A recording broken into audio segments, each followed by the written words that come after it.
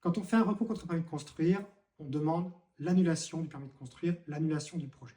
Ça, c'est la demande qu'on porte auprès du maire et ou auprès du tribunal administratif. Donc, c'est la première chose qu'on peut obtenir. Si le recours prospère, évidemment, on obtient l'annulation du projet. Mais, nonobstant le fait que ce contentieux porte uniquement sur l'annulation, une fois que le recours est déposé, il y a deux autres choses que vous pouvez obtenir. La première, c'est une modification du projet.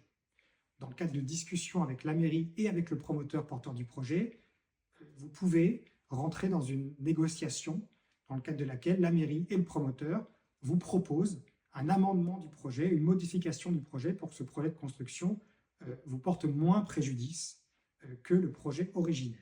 Donc ça, c'est la seconde chose qu'on peut obtenir. Ce n'est pas ce qu'on demande au tribunal, mais c'est ce qu'on peut obtenir par la voie de la négociation en parallèle du recours, une modification du projet pour qu'il affecte moins votre maison et vos conditions d'existence. Et la troisième chose qu'on peut obtenir, c'est une indemnisation financière.